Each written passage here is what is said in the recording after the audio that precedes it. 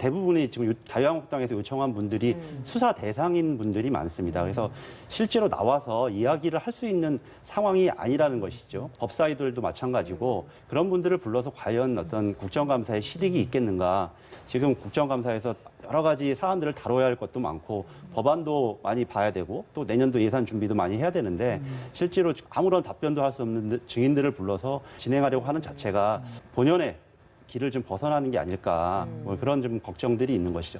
그런데 비해서 일부 뭐 산자위라든지 필요한 부분들에서는 좀 증인들이 채택된 것으로 알고 있습니다. 그런 데 대해서는 충분히 문제점들을 지적해 나갈 것이라고 저는 생각합니다. 해임 건의안이 의결이 되려면 과반수 이상의 동의가 있어야 되는데 지금 이 부분과 관련돼서는 평화당이나 대한정치연대 같은 경우가 아직은 그거에 대해서는 반대 입장을 취하고 있는 것으로 알고 있습니다.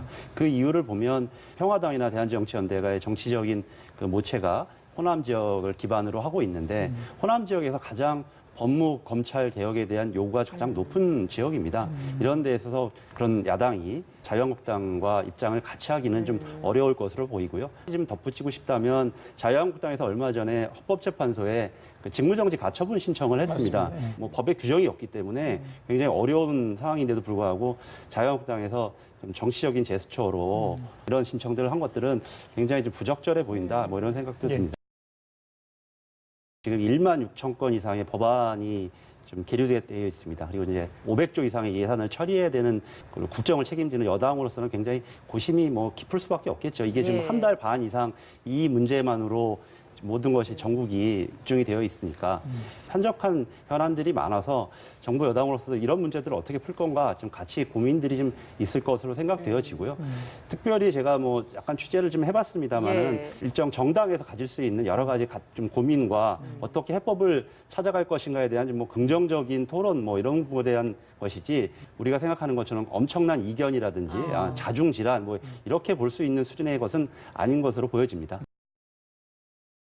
대통령께서 이번에 가셔서 다시 한번 북미 대화를 위한 촉진자 역할을 좀 충실히 이행했다고 생각을 하고요. 또 유엔 총회 연설에서도 DMZ를 국제 평화지대로 만들자 이런 얘기를 하셨습니다. 그래서 또 한편으로 거기에 대해서 정부에서도 굉장히 구체적인 안을 가지고 있는 것으로 생각이 됩니다.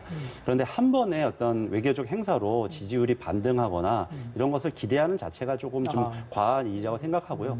대통령께서는 외교를 통해서 지금까지 해왔던 길을 좀 묵묵히 좀 진행해야 될 것이고 실제로 지금 올해 말에 김정은 위원장의 답방 얘기 또 그리고 3차 북미 정상회담에 대한 여러 가지 기대들이 일어나고 있습니다. 이런 부분들 관련돼서 차분하게 우리 정부의 역할들을 진행해 나간다 보면 국민들께서도 그거에 대한 평가는 자연스럽게 따라가지 않겠나 이렇게 생각을 하게 됩니다.